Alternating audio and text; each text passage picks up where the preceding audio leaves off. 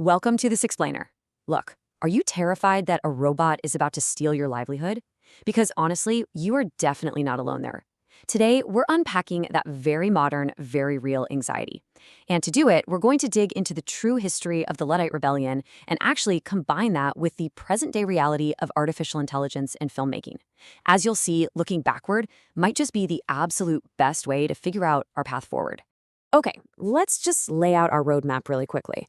We'll start by busting the myth of the Luddite, then move into a section called Bosses, Not the Machines, and examine the AI Co-Creator Fallacy. After that, we'll explore distributed creativity in film, see how AI reconfigures the workflow, and wrap up with tech for the commonality. It's going to be a really fascinating journey, bridging the gap between 19th century textile looms and 2024 generative AI video models. So part 1, the myth of the Luddite. We're kicking things off in 1811, rural England. We're going way back here to meet the original targets of technological disruption. You know, if you hear the word Luddite today, it's pretty much always used as an insult, right? Modern usage implies someone who's just irrationally terrified of new technology, or maybe just an old fart refusing to get a smartphone. But if you look at the historical research in Brian Merchant's book, Blood and the Machine, it completely blows that modern definition out of the water. The historical reality is just vastly different from the myth. The original Luddites, they were actually highly skilled technologists and weavers. They weren't confused by machines at all.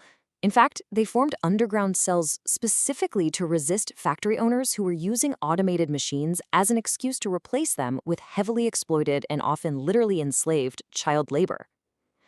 They were pushing back against the total degradation of their working conditions, not the concept of technology itself.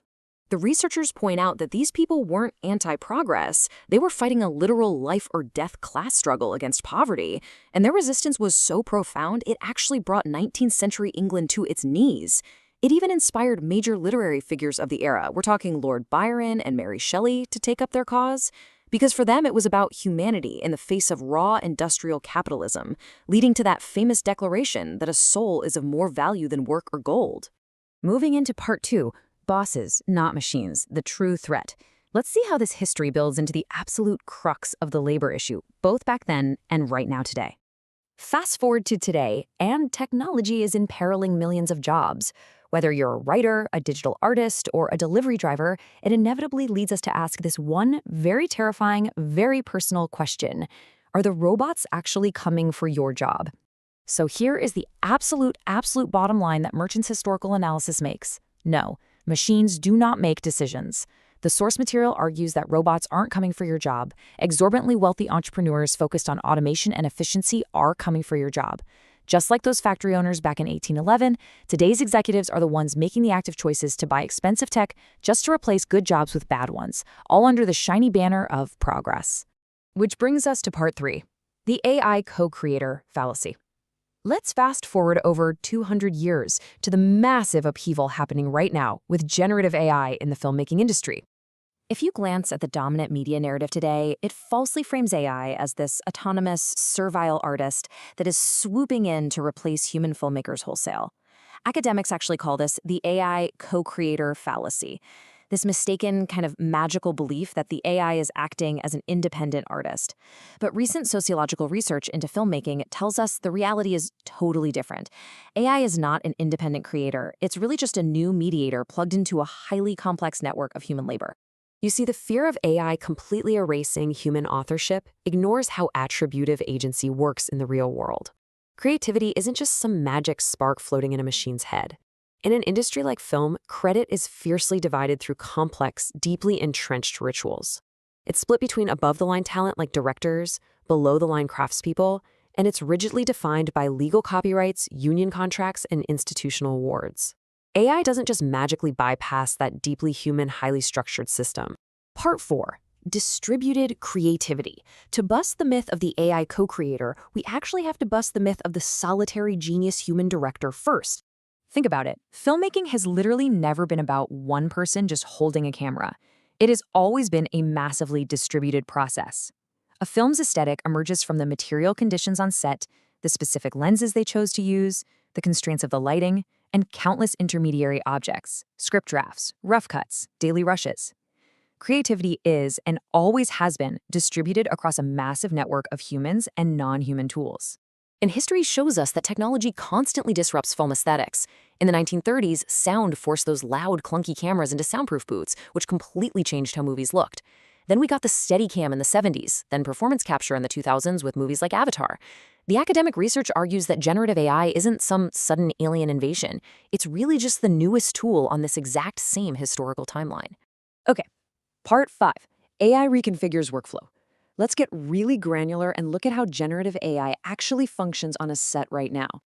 When we actually break down how AI is used in film today, we don't see an autonomous robot wearing a beret and directing a movie. We see three highly practical categories: enhancement, editing, and generation.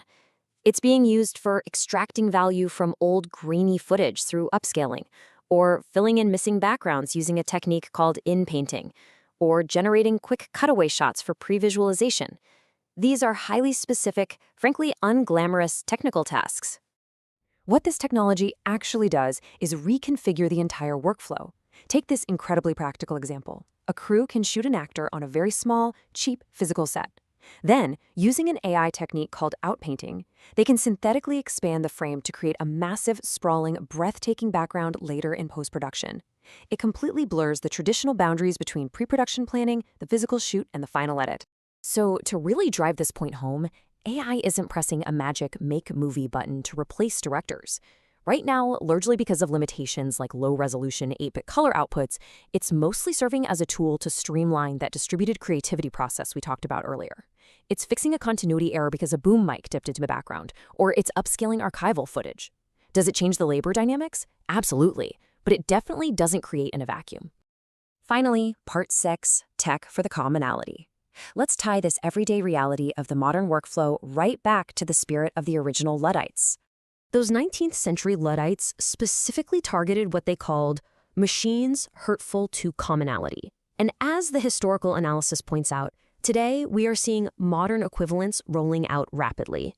Tools used by executives to justify firing human writers, gig worker apps that completely demolish historical worker power, or intense warehouse surveillance tech that literally tracks seconds and prevents workers from taking bathroom breaks. Make no mistake, these are the modern looms. But researchers studying both the Luddites and modern labor movements highlight a really crucial lesson for us. We do not have to view these harmful technological applications as inevitable. We actually have a choice. There's a clear choice between passively accepting whatever tech the market dictates versus actively refusing harmful conditions and demanding the technology be integrated alongside robust worker protections. Author Brian Merchant puts it perfectly.